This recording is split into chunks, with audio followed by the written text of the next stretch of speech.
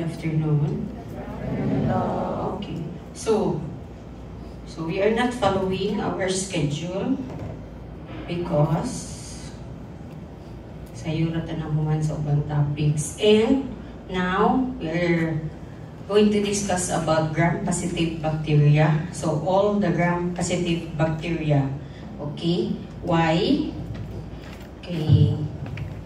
Based on the schedule, I think on the second week of August, you will have your Siglakas.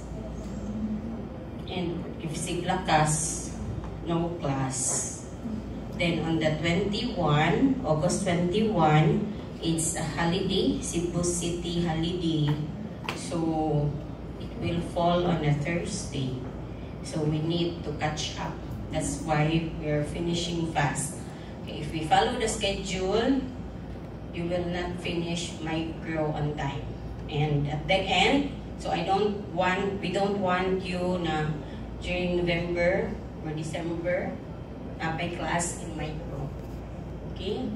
So at least gram-positive is a very short topic compared to the gram-negative. So it's better that gram-negative will be discussed fully. Okay? So again, I will remind you that my lecture is a summary of the topic.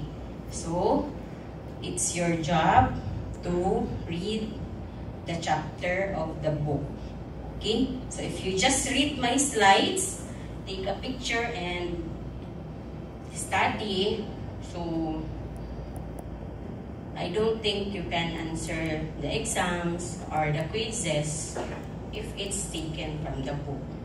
Okay? So you listen, then you take a picture, or if you have previous notes from your senior, you can study. But for me, it's not good na you study only the slides. You need to read the book. Okay? Okay, let's go. So, gram-positive bacteria. So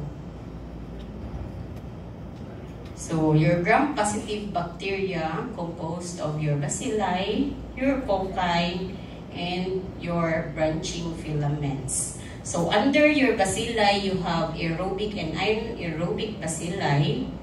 And in cocci, you also have the aerobic one, and there's so many organisms under it.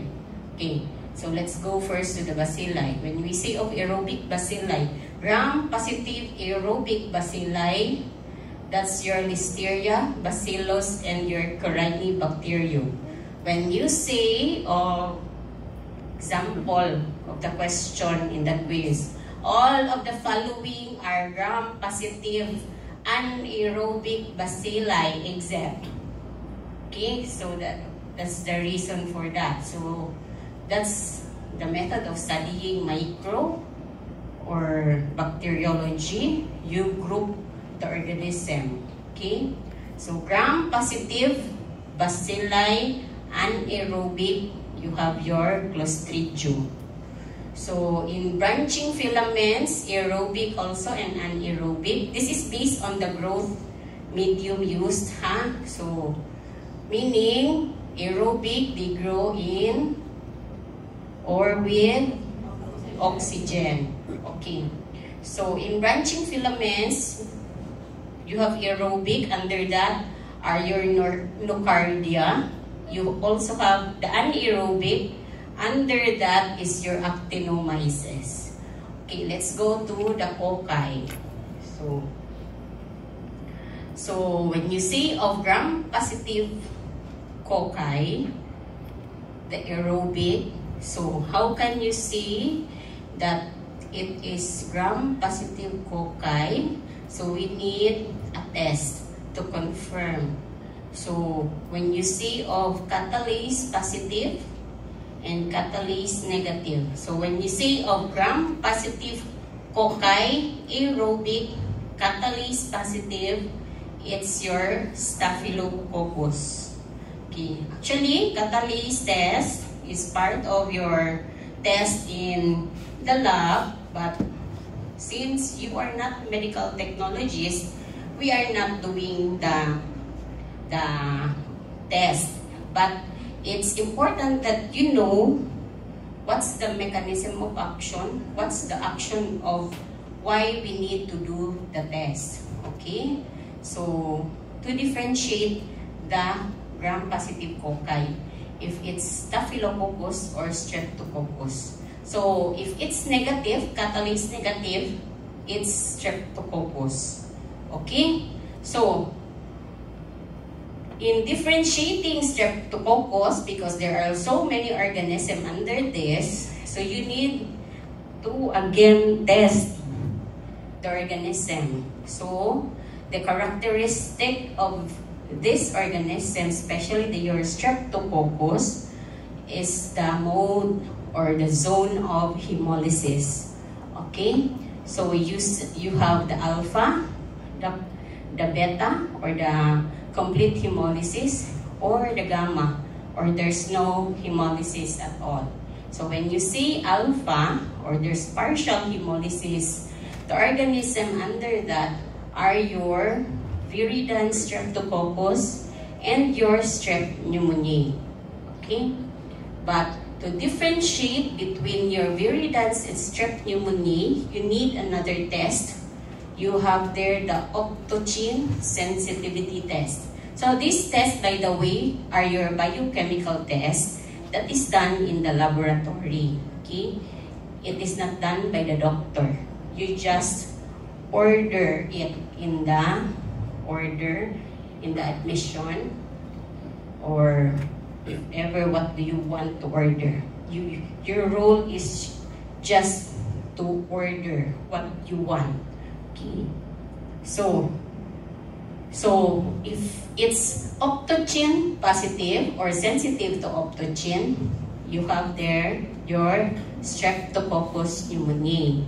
And if it's negative or not sensitive to your Optochin test, it's viridans Streptococcus. So under your viridans are your Strep mutans and your mitis. So let's go to your complete or your beta hemolysis. Okay. So do not be shocked if ever you will be asked beta hemolytic Streptococcus. So we are pertaining of a gram-positive bacteria. Okay? So beta hemolytic, meaning there's a complete hemolysis. So under that are your Strep agalactiae and your Strep pyogenes. Okay, also called your group B strep and your group A strep. Okay, so it's good that you know the groups. Sometimes during discussion, we just mention the groups. It's a group B strep though. It's a group A strep. Group D strep. Okay. So, but to differentiate the two, you need another test. Aside from the hemolysis, you need the bacitracin sensitivity test. So, when it's sensitive to bacitracin, it's your pyogenes. If it's not sensitive, then it's your agalactiae. Okay? Then let's go to the organisms that will yield no hemolysis, also called your gamma Streptococcus. You have the non-Enterococcus, your Strep bovis, and your Enterococci group, or your group D strep, your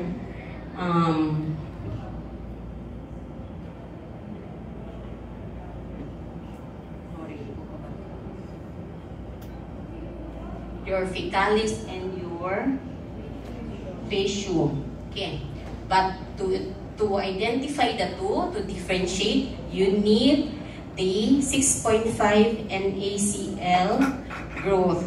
Okay, this is a different growth media.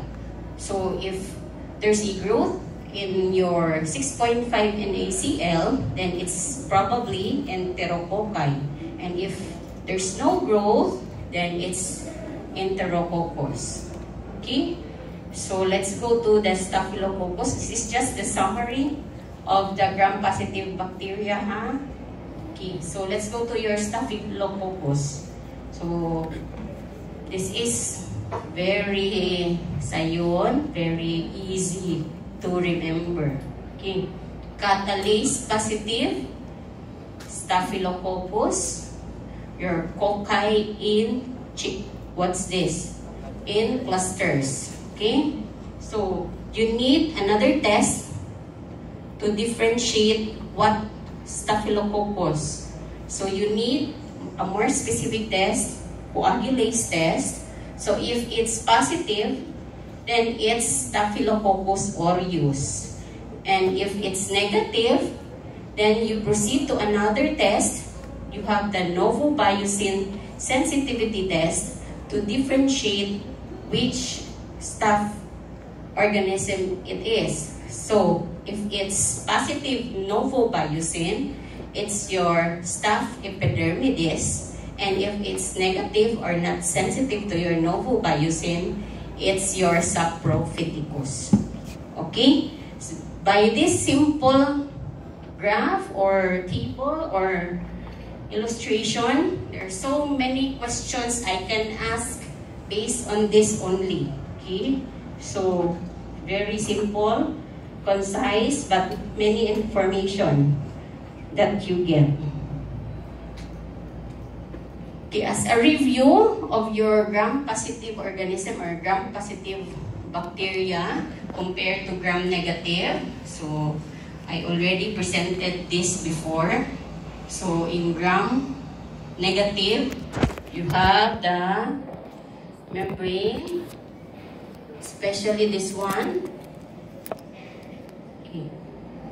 And some will have the capsule, which is not present in your gram-positive. Okay. So let's go to Staphylococcus. So Staphylococcus aureus. So the modes of transmission is through the hands, or by sneezing, or by surgical wounds, or contaminated food, especially your custards, your mayonnaise in the potato salad, and some in your canned meats. What are the predisposing factors to get the Staphylococcus infection? Any surgical wounds, very common in your post-op patients. Then, foreign body, especially to those women who use tampons. Then, the surgical packing or sutures that were used during the surgery. There are the predisposing factors of the infection. Then, the reservoir. So, actually, your Staphylococcus aureus is just a normal flora of your nasal mucosa or the skin. Okay. So, if you culture and you get a specimen from your skin, don't be shocked na if naimutubog. Okay. Normal flora man siya. Okay. 25% of the populations are carriers. Then for the virulence factor, you have the protein A, your enterotoxin, your toxic shock syndrome toxin 1, you have your coagulase, and your exfoliatins. For the protein A, it binds to your Fc component of the IgG, forcing variable region to phase away from the bacterium. It inhibits phagocytosis and inhibits complement fixation. That's the role of protein A. And for the enterotoxin, this is very fast-acting and heat-stable. So, muna siya ang sa mga diarrhea caused by your Staph aureus. This one, this toxin. And your toxic shock syndrome or your TSST1 super antigen. So this binds from your MHC2 and T cell receptor and results in polyclonal T cell activation. And you will, this is the one responsible from your skin infection in the babies na dili ma-explain why the baby become toxic because of the skin infection during delivery. Okay? Then you have your coagulase. This converts your fibrinogen to fibrin clot. And you have your exfoliatins. Skin exfoliating toxins involved in scalded skin syndrome. So this is very common. So ginabaliwala lang ni nato ng scalded skin syndrome. Kay we just thought na ginuka-nuka lang mga anak. Okay? But the cause, have everyone or anyone know what is a nuka-nuka? Mura siya, okay, in English it's allergy. But sa layman's term, it's nuka-nuka. Usually found in your foot. In the foot, mura siya lingin, small circles, na crusted, na dili siya maayo-ayo dayon. It is caused by your staphylococcus. Okay? So, kani, mo ni ang responsible. And, kani pong scalded skin syndrome, there are also patients you will encounter with this. There are also babies with scalded skin syndrome. Okay. For the laboratories, to identify Staphylococcus aureus, you need coagulase test, so coagulase positive, then beta hemolytic, then and culture small yellow colonies on blood agar, and it ferments mannitol. For the treatment, so for those methicillin-sensitive Staph aureus, we can give the nafcillin and the oxacillin. But for those organism that is methicillin-resistant Staph aureus, the drug of choice is your vancomycin. Then you can also give clindamycin and your trimethoprim sulfamethoxazole. And for the Versa, you have the linezolid as the drug of choice, and you can give, but murag dili ni siya available in the Philippines. Quinopristine and dalfopristine, we are not using this, and of course it depends upon the severity of the infection. You can give the other antibiotic in your staph infection, the covered antibiotic that is sensitive for your staph. Okay.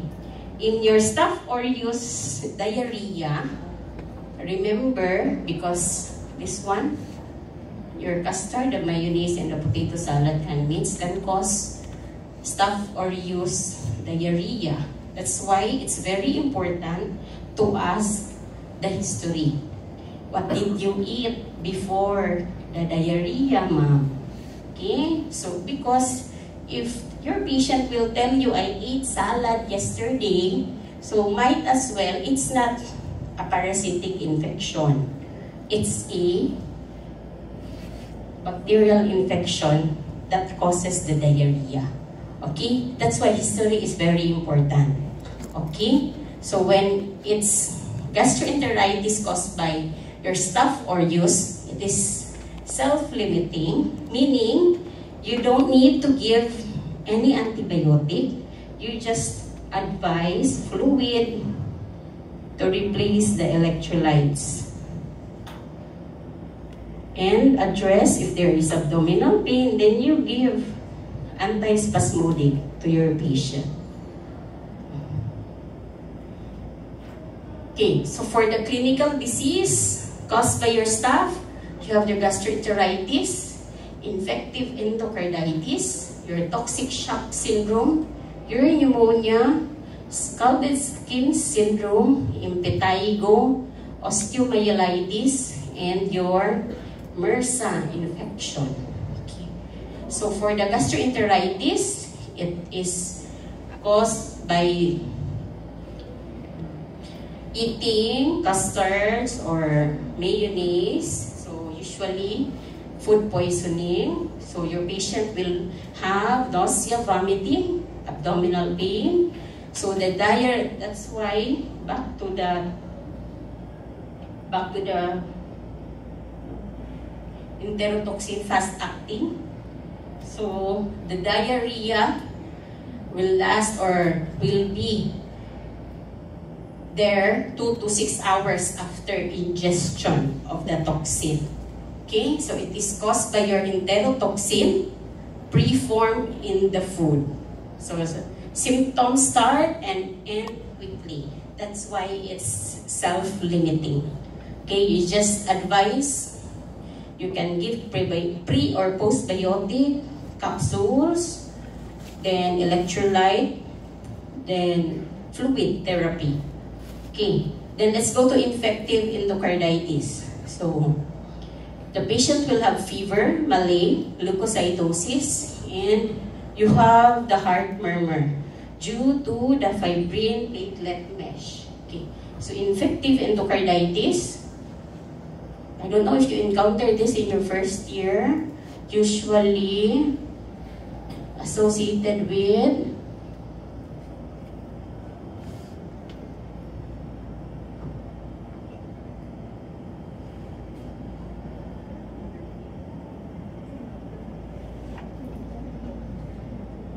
who are the risk factors to get an infective endocarditis.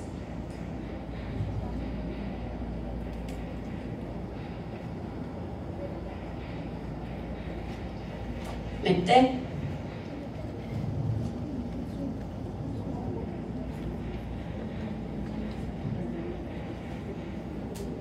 You read it in your book. Okay, let's go to toxic shock. So is the desquamating rash, especially in your palms and soles. So the patient will have fever and hypotension. Then it's very toxic. The patient will have a multi-organ failure. Then it is caused by your TTSD toxin. Okay, then let's go to pneumonia. So not all pneumonias are caused just by your strep pneumoniae. It can also be caused by some other organisms like your staph aureus. So it is, or it belongs to typical type of pneumonia. It is acute, productive cough, and rapid on onset.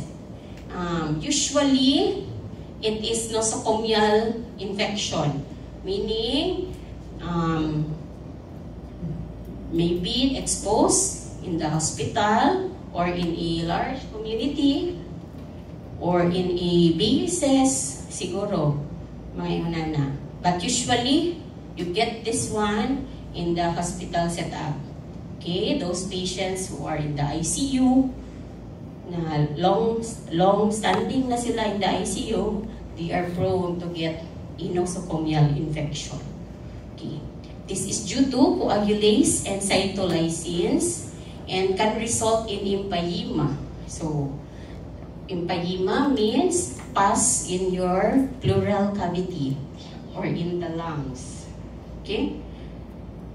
So, let's go to your scalded skin syndrome. Usually seen in the infants and children. Epidermal peeling due to exfoliative toxin. So, epidermolytic toxin A and B against the desmoglein 1 in the stratum granulosum. That's why there's epidermal peeling. So, you actually, maybe you observe this already in your neighbors or mga children na nasa streets. Mura siya ka ng skin infection na wala na ayo, okay? And they just consider it na normal, okay? So, and also this one, impetigo, this is very common. So, erythematous papules, 2 bullae, this is due to coagulase also and your exfoliatins. This is very common also. So when you say of scalded skin, it's common in infants and children. When you say of impetigo, there's no age limit. Everyone can be or can have impetigo. Okay? Then you have your osteomyelitis. The most common overall cause of osteomyelitis is your staph aureus. It is associated with prosthesis, and sometimes neonates also can have the osteomyelitis. So the risk factor for the adult are the one with prosthesis or with knee replacement or with those individuals after surgery or broken bones and mga metals and all.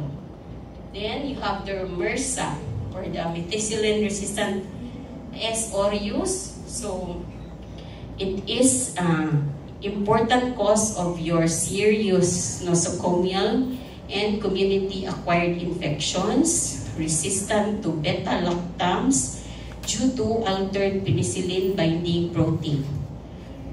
So we don't want our patient to have this one, MRSA infection in the hospital. So as much as possible, we treat the patient, and after the treatment, if the patient will improve, as much as possible, we want our patient to go home and to be discharged. Okay, if ever not, your patients will be at risk for a nosocomial infection in the hospitals.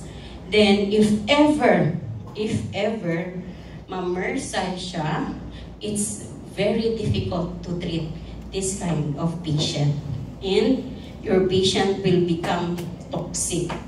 Okay? Then let's go to your epidermidis.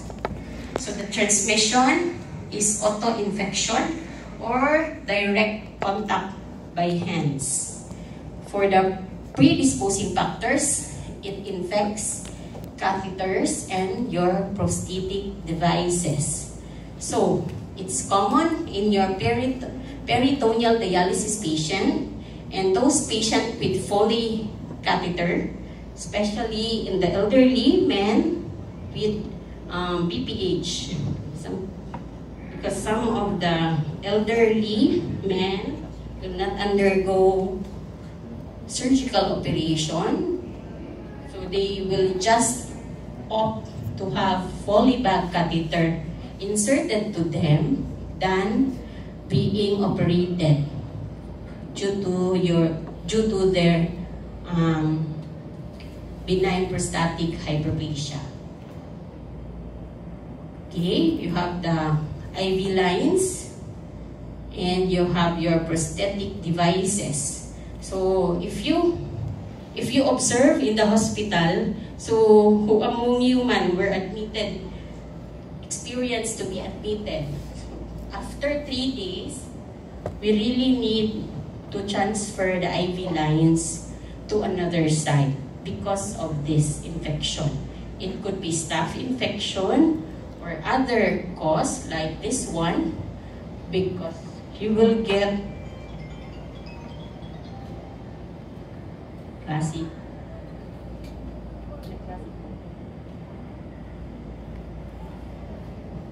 Okay, so you really need to transfer the IV lines, okay, to avoid the infection or cellulitis caused by these organisms. Okay, for the reservoir, it is component of normal skin flora also. And virulence factor, it produces biofilms. So for the laboratory, you have the novobiocin sensitivity test, and it is coagulase negative. For the treatment, you give vancomycin.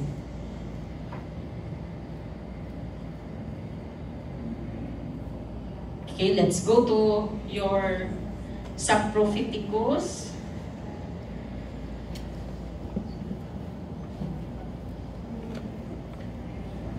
So it is the second most common cause of UTI in sexually active young women. So your Escherichia coli is the most common cause, and second is your saprophyticus. Okay, so the laboratory test is coagulase. They are coagulase negative, novobiocin resistant, urease positive. And for the treatment, you can give fluoroquinolones to treat UTI caused by your saprophyticus. Okay, so that's all for the Staphylococcus group. So all you need to do is to read more on the Staphylococcus organism. Let's go to your Streptococcus. So let's discuss the most important Streptococcus, your Strep pneumoniae, also known as your pneumococcus. So the transmission of your Strep pneumoniae, respiratory droplets. It is not easily transmitted by hand or skin-to-skin contact. You need the respiratory droplets, okay, to be infected with Strep pneumoniae. So the predisposing factors, you have the influenza or the measles. You also have the congestive heart failure, the COPD patients. Alcoholism is a predisposing factor of your pneumonia, your asplenia, your sickle cell anemia. Okay, so why there is influenza? Because not all pneumonia will manifest pneumonia agad. First, you will manifest colds, sipon. You have the postnasal drip, the sipon, the running nose, the influenza. That's your influenza-like syndrome. So you have your colds, your katulan-tutunlan, itchy throat, then you have the cough. So not immediately when you have the cough, pneumonia agad. No, it can be a postnasal drip, or it could be a acute gastritis. So there are so many factors. Not immediately na, oh, you have cough, that's pneumonia. No. Okay? So for the reservoir, of course, it's your upper respiratory tract.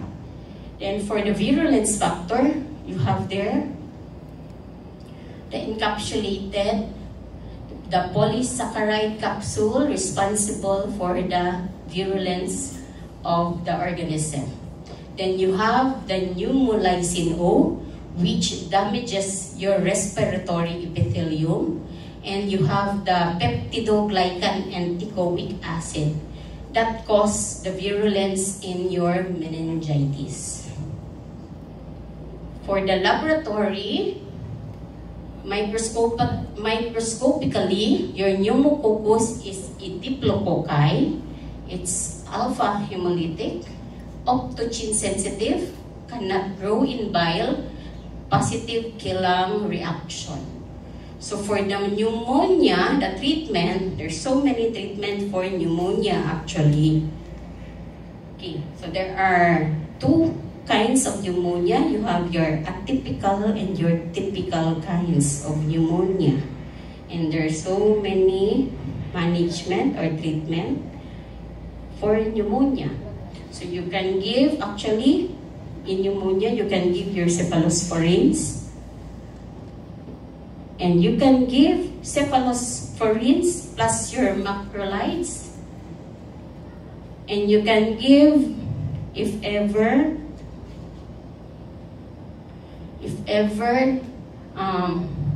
cephalosporins and other antibiotics actually for pneumonia. And now, it is more difficult to treat because the people are just self-medicating with antibiotics. They immediately buy amoxicillin if they have a cough or any they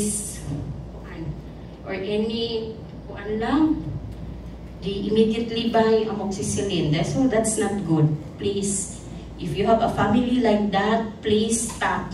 Okay? Not just amoxicillin, please stop also using cotrimoxazole. Okay?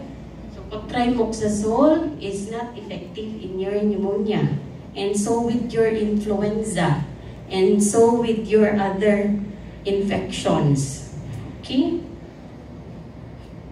So when it's caused by it's meningitis in adults, the management or the treatment is your ceftriaxone, your cefotaxime, and if it's resistant, you need to give the vancomycin. If it's your otitis media or your buog in layman's term, you can, buog is normal yun, or common in children. So I think everyone siguro experience otitis media during childhood. Okay, so actually, with the mga lolas, they will not treat the otitis media. They will just leave it kay mawala ra. And sometimes, siguro ka nagsasobraan og swimming, masudlan ng dunggan water. So that's the cause of some of the otitis media infection in children.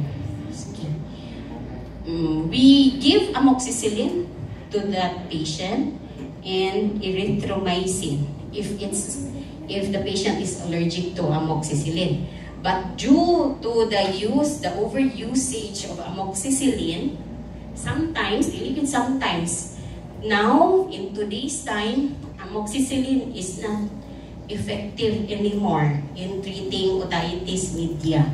So we raise it up na to a higher antibiotic. Amoxicillin is not effective anymore. So we can always give amoxicillin pa, ha? Especially to those children or maski adult na never used antibiotic in their whole life. Pwede pa ta mo start og amoxicillin. But if common na because the mother, the grandmother, painom na yung amoxicillin will not treat na the otitis media. Okay? And now, dili lang siya children, napoy adult na mag-otitis media. And I don't know the reason why anong magka-otitis media ang adult. So, for the pneumonia, we have now to prevent pneumonia. Actually, it's not prevention yun to not get pneumonia, no? But to lessen lang the duration, na dili siya mo toxic. So we have now your vaccine. So we have the adult and the pediatric vaccine. You have the polysaccharide, pneumococcal polysaccharide. Same with your, same in the pedia. So in adult, we have the, I don't know if you got one. If you got one, then that's good. So we have two. Actually, we can give two for the adult. Your lifetime pneumococcal vaccine, which is your Prevnar 13, and your pneumococcal vaccine that is given every 5 years. You have the Pneumo 23 vaccine. Okay, why 23 and 13? When you say of 13, it covered 13 organisms. And for the 23, it covers 23 organisms, both strep organisms. Okay? But it doesn't mean that you have that vaccine na you will not get infected with cough and others. It so happened lang na that vaccine is important, especially in the elderly. So if you have your lola pa, your grandparents pa, and wala pa sila yung vaccine, they have no vaccine yet for pneumonia, it's better to advise them to have one. Okay? It really prevents them going to the hospital to be admitted. Okay? Still, they can have the cough and all, but it's not that stressful. It's not that compared to the one without the vaccine. Okay? That's the reason for that, giving it, especially in the elderly, 60 years old and above. Actually, your Prevnar 13 is indicated for elderly lang, 60 years old and above. But due to COVID, it's now okay to give in the younger years. Okay? So, siguro maybe if maabot na mo 60, if you have it, or you plan to have it now, it's okay. But if you go, if you're 60, might as well get another shot. Okay? Basing mawala na gamay ang effectivity. Kaysa elderly yun siya kanang indicated. Okay? But for the Pneumo 23, it is indicated in all ages. Okay? So, pwede ra bata and matiguang sad. So, the difference is every 5 years siya ihatag. Okay? And for the price, your Prevnar 13 is more pricey than your Pneumo 23. Okay? But the coverage, for me, it's very good. Okay? So, you will not encounter very kanang grabe na cough. Siguro ma-cough gyapon kay naman po tayo viral cause of the cough. But never or dili gyud siya maabot naman pneumonia gyud na severe. Okay? So, that's our goal for the vaccine. Okay, let's go to your Strep pyogenes, your group A strep, or your GAS. GRAS organism. So the transmission is direct contact via your respiratory droplets. There's no predisposing factors. The reservoir is your throat and the skin. For the virulence factor, you have the M protein, the anti-DNase, and the streptolizin O. For the M protein, it is the main virulence factor, inhibits phagocytosis, inhibits complement activation, mediates bacterial attachment, and for the antigenic, antibodies to M protein can give rise to a rheumatic fever.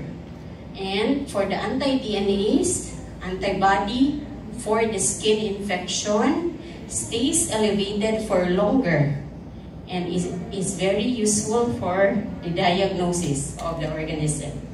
For the streptolizin O, it is immunogenic. It lyses the erythrocytes and your polymorphonuclear cells. Your ASO titer reveals the presence of this antigen. That's why we will order ASO titer if we suspect rheumatic fever or rheumatic infection. Then you have your erythrogenic toxin that produces your scarlet fever. And for the laboratory, we have the rapid strep test, ELISA base, and the ASO test or titer. So if it's greater than 200, it indicates your rheumatic fever.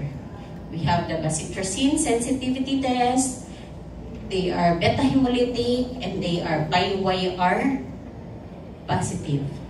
For the treatment, for strep pyogenes, penicillin G is the drug of choice. But if the patient is allergic to penicillin, we can give macrolides. Okay? So there are so many patients who are allergic to penicillin. So please do not forget to ask during your history and PE of any known allergies. Okay. For the clinical disease, it is the most common cause of your meningitis and your community-acquired pneumonia in adults. Okay. So the most common cause of your mumps and most sensitive to Optochip. So for reference, note that the most common cause of acute otitis media, sinusitis, and bacterial conjunctivitis are your strep pneumoniae, your H. influenzae, and your Moraxella catarrhalis. So for the meningitis in adults, so do not be confused of the cause of meningitis in children. Okay, different sila. Okay, when we say of adult, strep pyogenes. Okay, so most common cause in adults. So when you do the CSF analysis, there's elevated or increased polymorphonuclear cells, so decrease in glucose and increase in protein. So in otitis media in children, it is the most common cause is also your strep pyogenes. For the pneumonia, it is the most common cause of your typical pneumonia. When you say of typical, it's different from your atypical. So, atypical pneumonia is not caused by your strep. Okay? Different organism causes your atypical. So, especially common in senior citizens, usually the patient will have a rust-colored sputum. When you say of typical pneumonia, the usual, you have the cough, and you have the cough, the fever, the usual cough, fever, body malaise, and cough associated with phlegm. So it's not dry cough compared to a typical na you are just normal with cough. Na you cannot identify if it's dry or with phlegm. But based on chest X-ray findings, nanay findings imong lungs. So that's the typical or kanang presentation of the atypical pneumonia. But compared to typical, the patient really with cough, fever, sometimes they have the dyspnea and all. So there is 4 histologic changes of the lobar pneumonia. You have the congestion, red hepatization, gray hepatization, and complete resolution. All of these, you will encounter this or will be discussed in your patho, the stages of your pneumonia. Okay? Then we have your sinusitis, also common cause is your strep.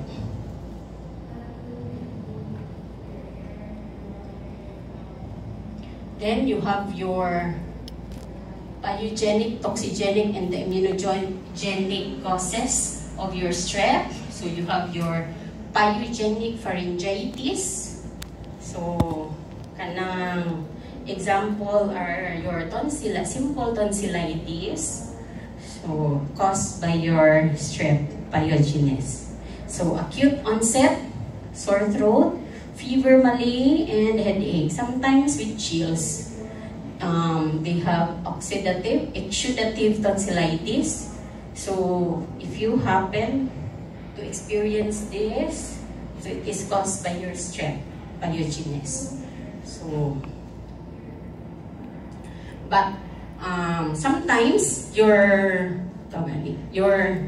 tonsillitis are not all caused by the bacteria. Sometimes, kanang mix with your viral causes along with the bacterial infection. That's why sometimes, even if you're done with your treatment, na you nakakagihapon siya. So, that's the reason behind. Or sometimes, also ako, me personally, I don't usually give antibiotics immediately to the patient with tonsillitis. I just advise to gargle, maybe gargle with betadine so that the betadine gargle is good. Why? Because it can kill both the bacteria, the virus, and your fungus compared to your Bactidol, actually. So me personally, I'm a fan of the betadine or your povidone iodine gargle because of that reason. Okay, your Bactidol, it's effective also, but your Bactidol is only hexitidine. Antibacterial properties lang siya. Okay, so compared to betadine. So, ang gargle lang din sa betadine is mura siya o betadine na pangpahid sa samad. Okay? So, very not good in taste and very luod, but agwanta lang kaysa mainom ta og antibiotic. But if having the gargle already and still no improvement, so that's the time na I will give antibiotic already to the patient. Okay? So, sometimes your tonsils will have abscesses. Kani, grabe, gindi kaayo. I don't know if some of you or someone from your class experienced this one. So, when you have tonsillar abscess, you cannot swallow and you have very high fever and difficulty swallowing yun. So, if ever this happens, it is advisable that the patient will be admitted so that we can give the IV antibiotics. Okay? Why? Because it's useless if we give the PO meds. The patient cannot tolerate the oral medication with this kind of patient. And during PE, you really can observe your tonsils with full of whitish tissue attached to your tonsils. And aside from the whitish, it's very enlarged and swelling. So, nagtagpo ilang duha along with the whitish tissues pa nga naka-attach. So, it's very impossible to eat. That's why your patient will reklamo na I cannot eat and difficulty even swallowing fluid. So, it's better to advise the patient to be admitted. Okay? Then, when you have tonsillitis or pharyngitis, sometimes you will also observe there's a enlargement of your lymph nodes. So, any infection, not just your tonsillitis, sometimes fever lang, naagid na'y lusay in Bisaya. Okay? So, di ba, pagbata ninyo, kapon dahil sa inyong lola or inyong liog, labi na og mag-fever mo, kapon din ng liog, tanawon if there's lymphadenopathy. Okay? Wala mo ka-experience? Okay? Me, always. Dati, kapon din ng liog kay kuan. Nanagin siguro. Basta, kuanin mo ang parents nasa medical field. Kapon din ng liog. Nanagani, inumong din tambal. Okay? So, I hope na-experience that ninyo. Okay? So, you also have the cellulitis caused by your pyogenes. And you also have the impetigo, the honey-crusted lesions on your skin. So, muna nga, it's better if we're treating the impetigo, we will use the antibiotic that will cover both your staph and your strep na infection. Then, let's go to your toxigenic. You have your scarlet fever. When we say of scarlet fever, there's a specific description of the rash. It is sandpaper rash, sparing palms and soles. And you have the strawberry tongue. And sometimes, ang imong strep pyogenes can cause toxic shock syndrome. Okay? And for the immunogenic, of course, you have your rheumatic fever and your post-streptococcal glomerulonephritis. So, your rheumatic fever is not a disease that you will diagnose immediately. So, when we say of rheumatic fever, you really need a very good history with this kind of patient. Okay? There's a predisposing factors or cause why the patient leads into rheumatic fever. So, the most important history is you ask for the history of tonsillitis. Okay? So, if ever the patient will tell you about tonsillitis, ask if it's treated or not. Okay? Because if it's treated, maybe very low probability that it's rheumatic fever. But if it's not treated, then maybe that's the reason why the patient become or leads to rheumatic fever. Okay? When you say of rheumatic fever, it is antibodies to the heart tissue. So, they have type 2 hypersensitivity. The symptoms include subcutaneous plaques, polyarthritis, erythema marginatum, chorea, and carditis. So, occurs following pharyngitis. That's why you really need a very good history with this patient. And does not occur following skin infection. Okay.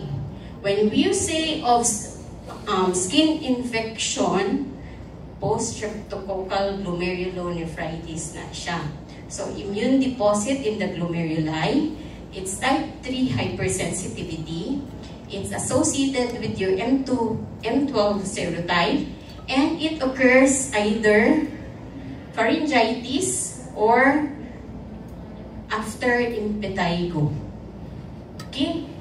So, if it's not treated, it can be, it will proceed to rheumatic fever or your post-streptococcal glomerulonephritis. Okay? So, daghan ni nga patient. So, if you see this one, those young pa, itong mga bata, na ay injection every month, if you happen to encounter them, sila ay monthly injection. And sila, nag-dialysis na sila at young age because of that. Okay? So, important yun ang mag-advise and mag-prevent. So, prevention also is very important when managing the patient. And advice. Okay? How to get the infection, explain, and everything, so that they will understand. Then let's go to your strep agalactiae, or your group B strep, or your GPS. Okay. It can be transmitted perinatally. So, increased risk with prolonged labor after rupture of membranes. So, GPS screening is done during the 35th to 37th weeks age of gestation in your pregnant women or in pregnancy. Okay. So, for the disease, it can cause neonatal septicemia or your neonatal sepsis, It can cause neonatal meningitis, neonatal pneumonia, and neonatal osteomyelitis. Okay, remember that in neonates, so when you say of neonates, the age of the patient is what? Oh, less than 1 day? 1 year? No, it's not less than 1 year, huh? Okay, less than 1 month. Okay, the causes of your neonatal meningitis, number 1 is your group B strep, your E. coli, and your Listeria monocytogenes. Maulang ni sila. No strep pneumoniae and no strep pyogenes. So please do not answer if ever it will ask in the exam. Huh? Remember that. So the reservoir, of course, the vagina. Okay. Because of this, if ever na early rupture ang membrane, so the babies are prone to have neonatal septicemia. Then the GI tract. So for the virulence factor, you have the capsule is pathogenic. You have the lipoteichoic acid of the cell wall, and that repels the cationic antimicrobial peptides.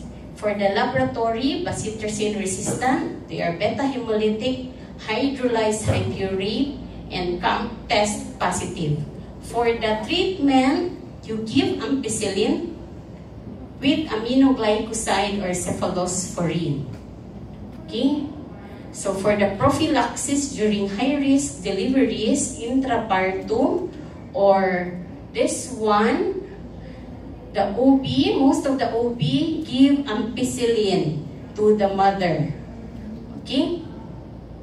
So if ever in the delivery room, nag-labor na, tapos prolonged, na kung ano din ang bag of water from the house, before ginala sa emergency room, ask for the time when, so that you can count.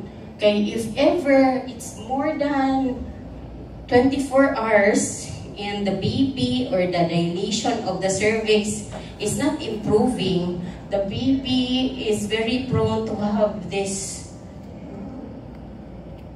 diseases. Okay? And if ever there's a prolonged rupture of the membranes, automatic, the OB will give the ampicillin.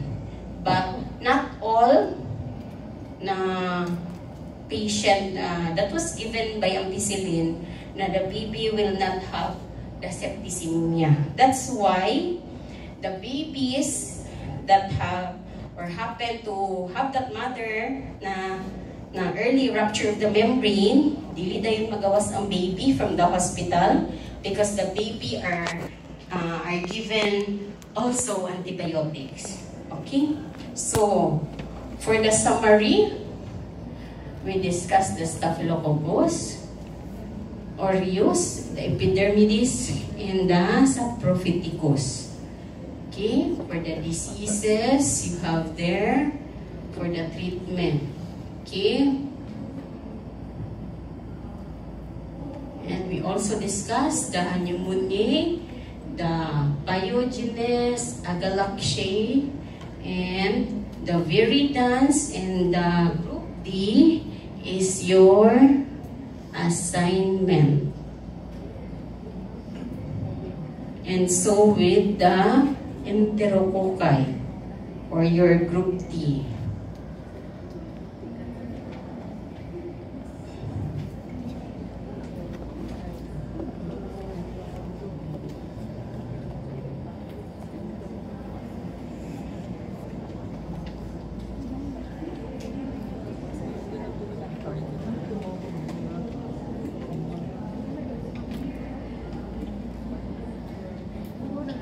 So let's go to bacilli. Supposedly, the bacilli will be on the 3rd week of August, but due to the holidays, we'll discuss the bacilli now.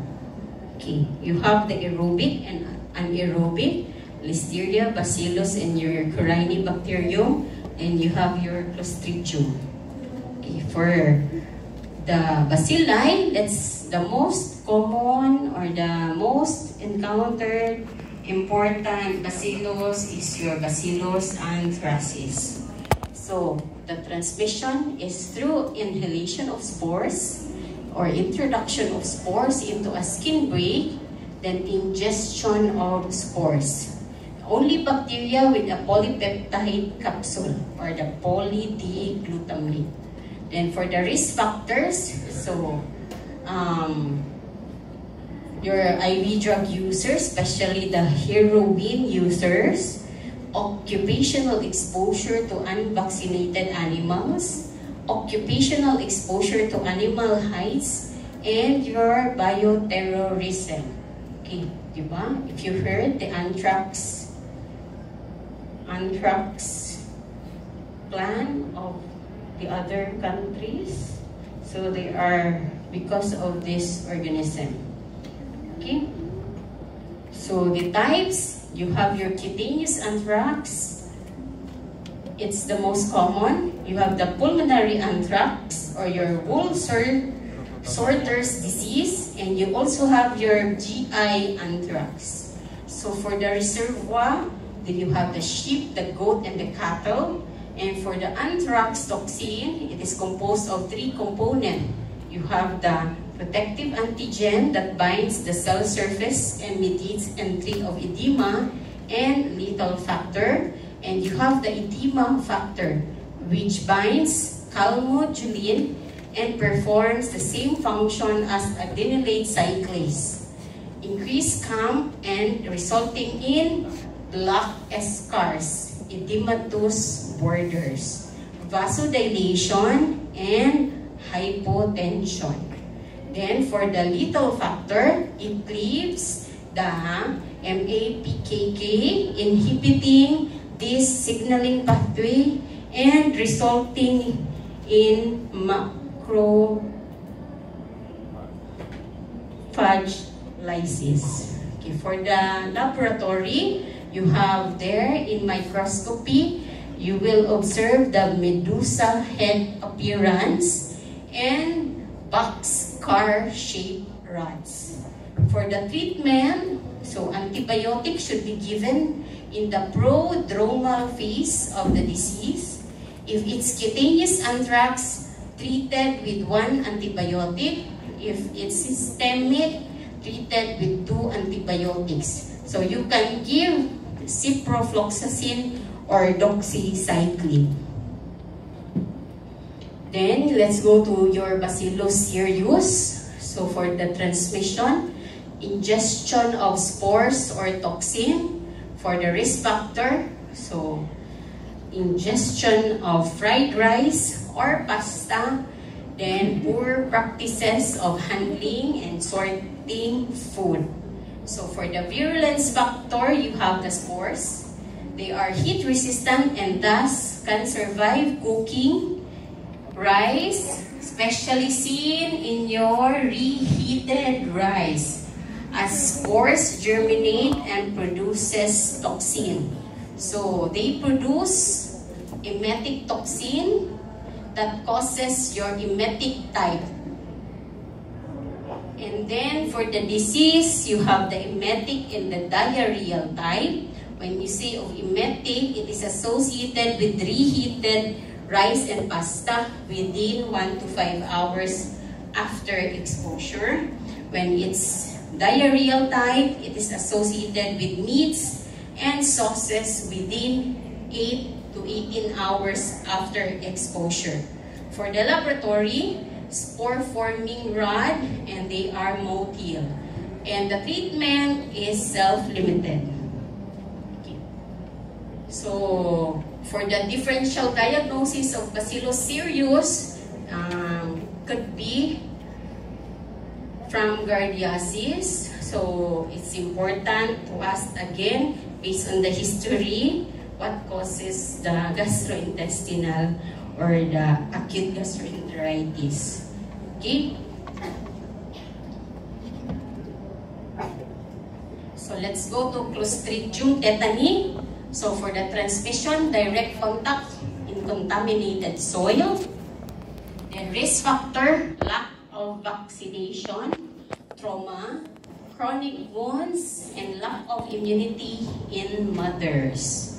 So for the virulence factor, you have the flagella, the H antigen that is positive. They are motile, and you have the tetanus plasmin, an exotoxin.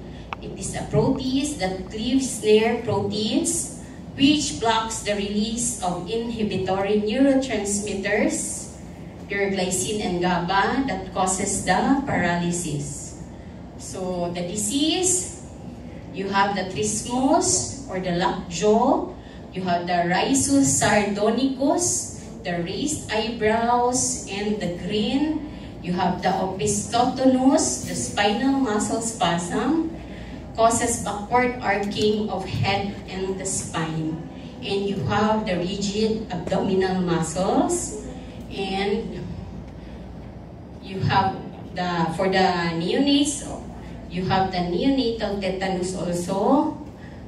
Neonates can be or can have this one if the mothers lack the vaccine during delivery or during pregnancy. So neonates who are born to unvaccinated mothers, so the inability to suck, so mapansin mo na maybe tetanus infection, they are unable to suck or cry after day 2 of life. Then foul smelling and erythematous umbilical cord. Okay? So if mangutana mo, if ever who among here naka-experience na mabuntis, it's routine that your OB will give anti-tetanus for your or sanang combined with the diphtheria vaccine. Okay? So for the laboratory, microscopy or microscopically, you will observe drumstick, tennis racket, or lollipop shape. And then for the treatment, of course, we have the post-exposure prophylaxis. We can give anti-tetanus to the patient. Okay, so patients, especially to the patients with contaminated or with dirty wounds, or those patients na nasamad na mga wire or mga iron composing na mga or rusty iron composing na mga gamit sa balay. So it's better to have tetanus vaccine or antitoxin. So there are two. You can give the IgG or the TIG, and you can give the toxoid. So if depende of the severity of the wound. So if scratch lang and you have history already of having the anti-tetanus, you can just give a booster shot, the toxoid or your TT, your tetanus toxoid. But if it's really, example, the workers in the mga panday, mga construction workers na nasamad during their work, so nasamad, dako yun ang samad, or maybe pwede sa ikaw, if wala nasamad sa ka of any, like example, knife, or sometimes anang gabi we're walking and we did not see that there's nail the eye on the street, then we natunok or we step on that rusty nail, then it's important that you get the TIG and the TT, not just one, okay, for prophylaxis treatment or management. Aside from giving the antibiotics, kay maybe that wound will become infected. So it's also a must to give antibiotics. But if you happen to encounter a patient na tetanus na yun siya, so meaning during the event that happened, maybe nasamad siya and he just tolerated it and wala lang kay he thought na simple wound or scratch lang, but it healed into a tetanus infection. It's very, very difficult to treat actually. Okay? We need to give muscle relaxant, so IV. So, luoy ang pasyente. So, I hope na you will also be with me in explaining to your patients or your neighbors or friends or relatives or kapitbahay na please better to be safe than sorry.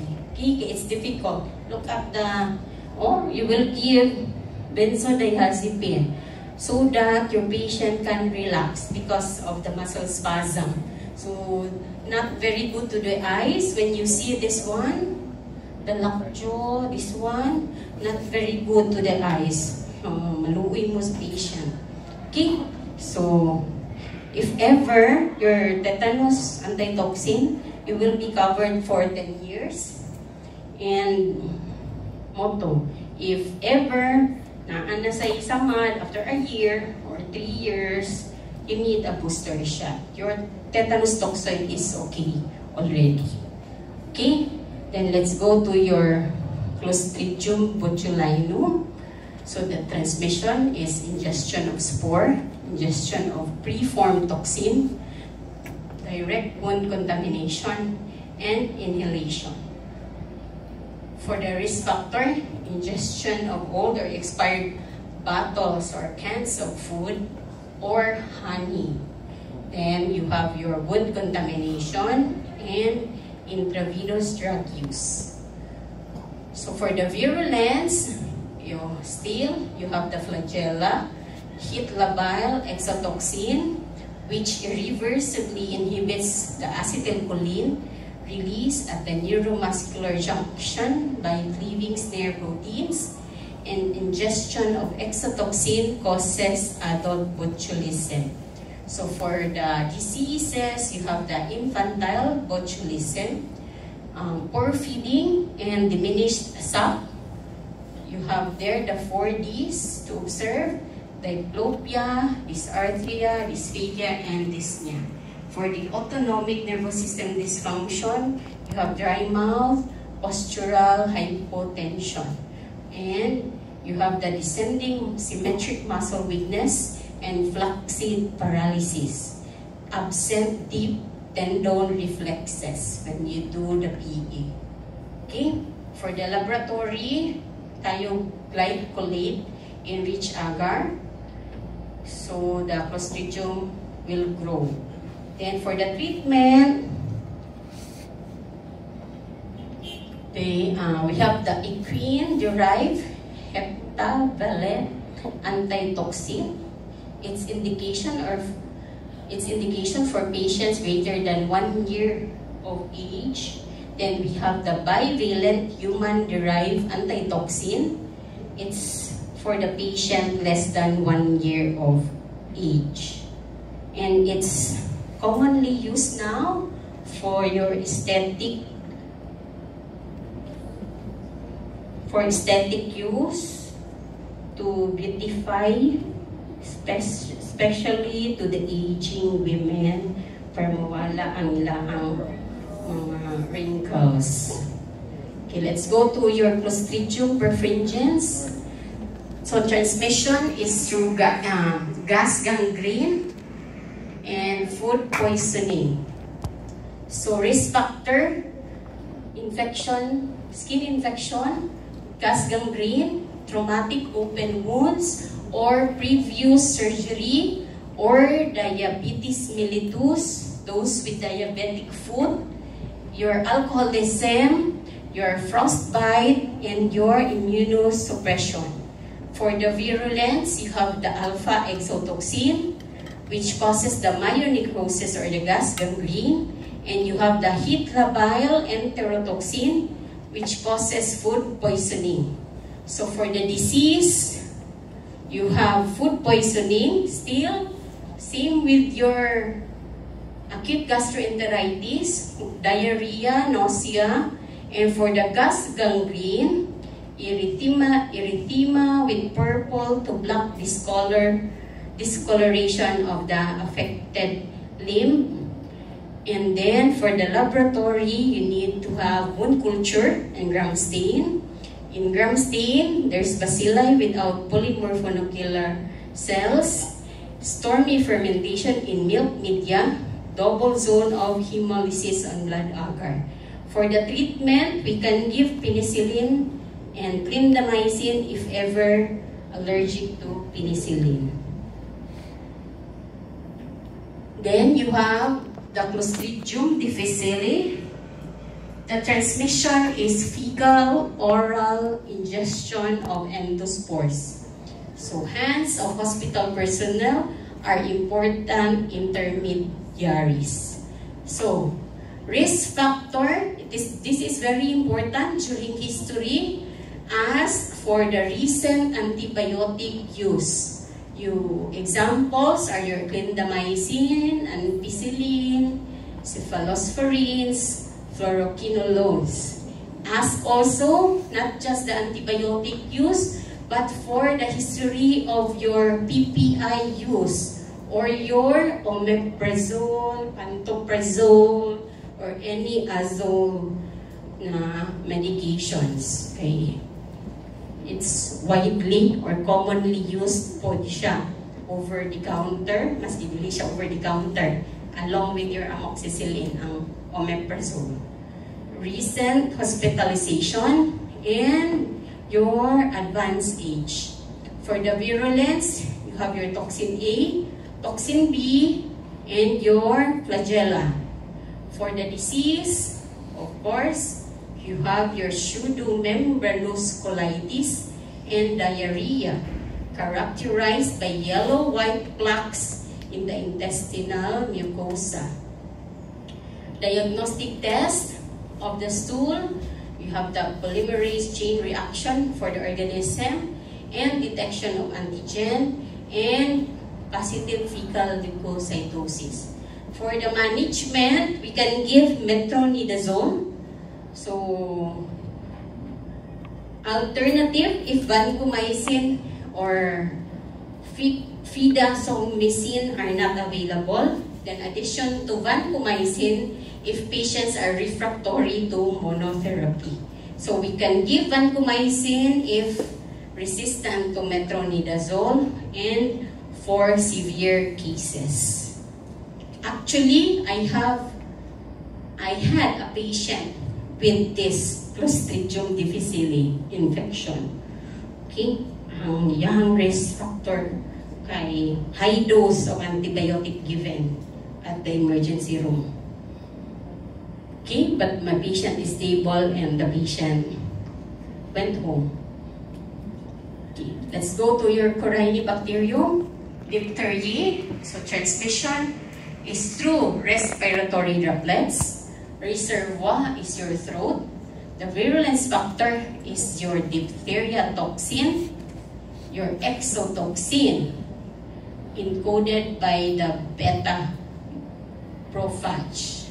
For the disease, you have the pseudomembranous pharyngitis, which described as the gray or bluish-white membrane seen on the soft palate in the tonsils or at the back of the throat. It bleeds easily if irritated and develops 2 to 3 days after symptoms. Then severe cervical lymphadenopathy is also noted.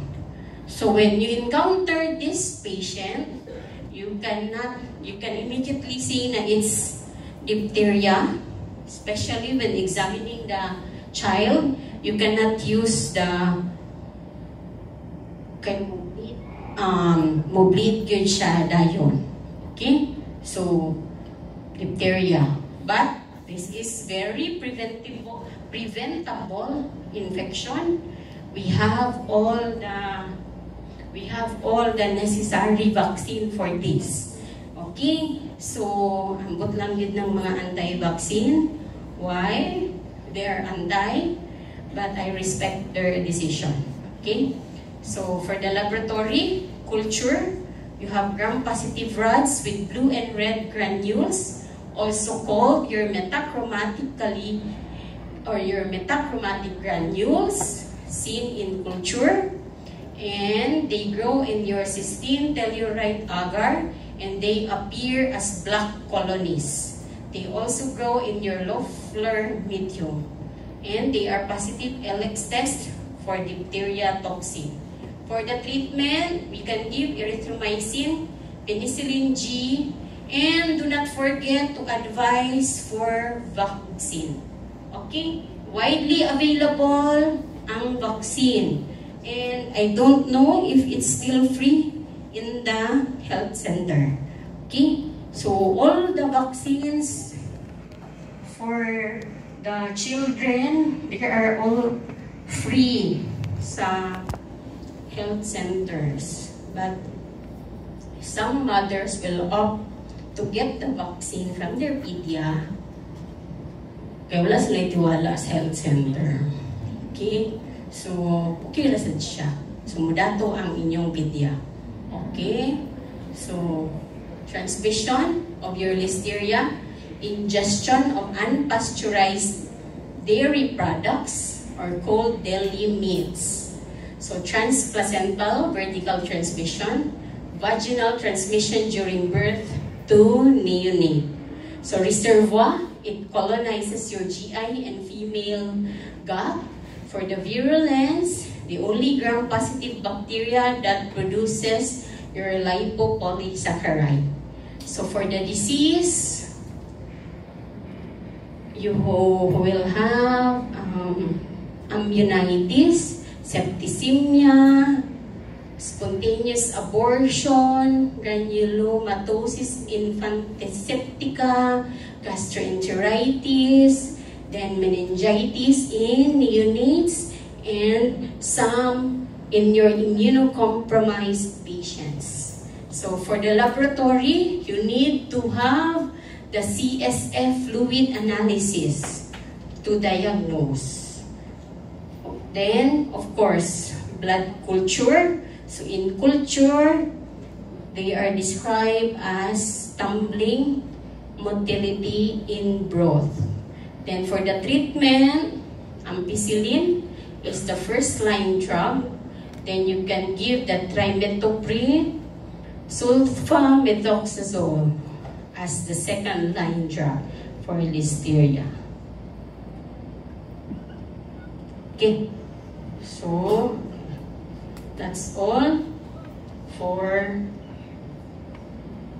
gram-positive organism. Okay, so again, I only discuss the most common or the mostly encountered organism in the hospital or the most common cause of infection that you will encounter in the hospital or in the clinics. So that's why we just emphasize the most important one. But you need to read the all other gram-positive organism so that you will know. Okay? So practice. A group of call center agents had an eating spree after a day's work, became ill approximately 3 to 4 hours after eating.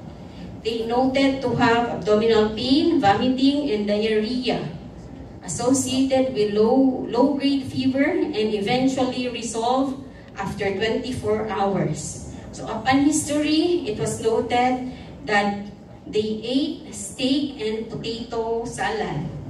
What's the cause? So what's the reason why you answered Staph aureus? Okay, so ingon anak mag-study ha. Next case. So a 30-year-old man with a history of IV drug use, HIV positive with a CD4 count of 400 cells per meter cube, complained of chest pain, fever, and hemoptysis for 1 week. PE noted pansystolic murmur and bronchi in both lung fields. What's the causative agent?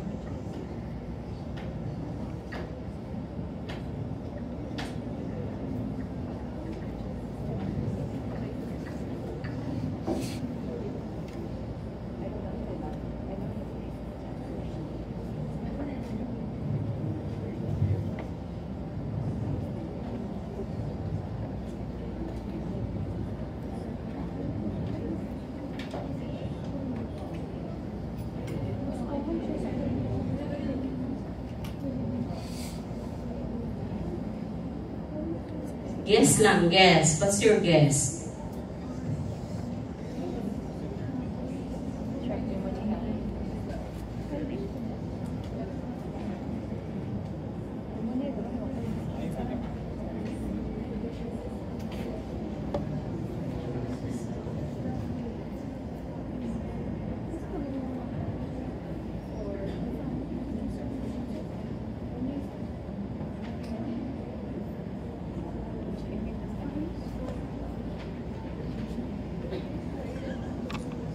Year-old, IV drug use, HIV, chest pain, fever, hemoptysis with murmur.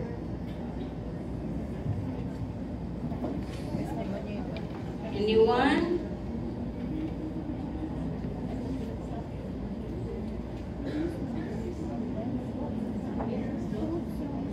No? Stuff for use? Epidermidis? Why? IV drug use.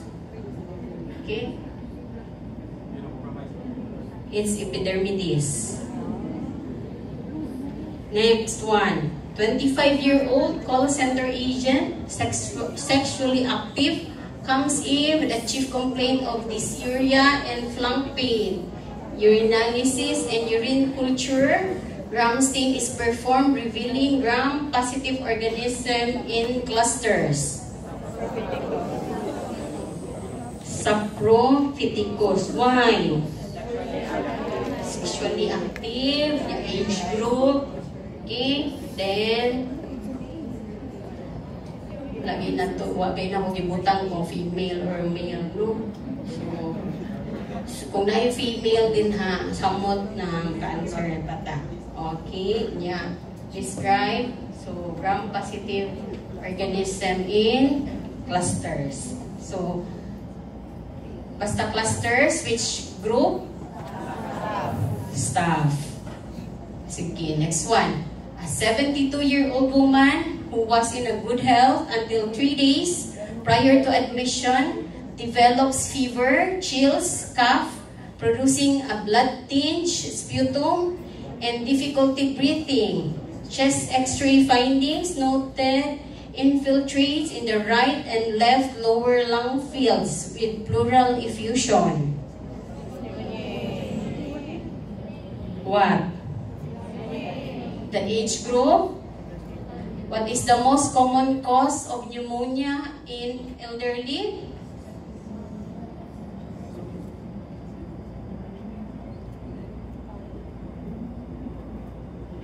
Strep? Strep pneumonia. Okay? Oh, blood-tinged sputum. Or, if ever your blood-tinged sputum, dilikid na siya blood na red in coughing, ha? It is the same with your rusty-colored sputum. Okay? It's different if we're talking about TB. Sa TB, bright red yun ang sputum. Okay? So pwede nga differential diagnosis is your TB, but in chest X-ray findings, infiltrates man in the right and left lower lung fields. So most probably, this is not TB, even with blood-tinged sputum. Okay? Well, where man ang chest x-ray findings in TB, the infiltrates? Where can you find it in TB?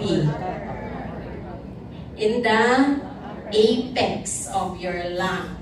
Okay? Napagid na very specific. What lung, left or right apex? Okay? So, ana mag-study or mag-diagnose sa case. Ha? Dili nang diretso-diretso ba ha? Wala kay reason. Okay, next. A 5-year-old female with high fever, sore throat. Sandpaper, hyperpigmentation of armpits, and strawberry tongue. Are you sure? Yes. Sandpaper, strawberry tongue.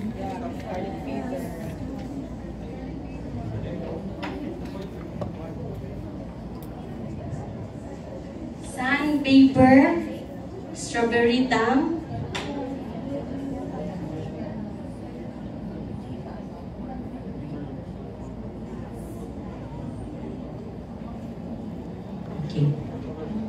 So this one, preterm, 33-week infant is born at home to a 16-year-old mom after 22 hours of labor after the rupture of the membranes. A friend helped the mother deliver the baby. The now 4-day-old infant noted yellowish discoloration of the skin, fever, and tachypnea. What's the disease? The disease. What sepsis? Neonatal sepsis. So, what causes neonatal sepsis? Okay. Next, a 35-year-old woman presents to the emergency room with an ulcer on her arm. She reports that she recently completed a travel program in Africa where she worked on the farm in exchange for room and board. She reports coming into contact with farm animals every day. She says she accidentally cut her left forearm on some wooden post a few days ago. Yesterday, she noticed a painless but pruritic lesion. On PE, there is a 4 mm papule with a dusky-looking central vesicle surrounding edema. There is also axillary lymphadenopathy. She started on antibiotics. Okay. Bacillus. Why? Okay, farm animals. Okay, niya in the forearm. Few days ago. Yeah, painless but pruritic. Okay, sige. I think that's all for today.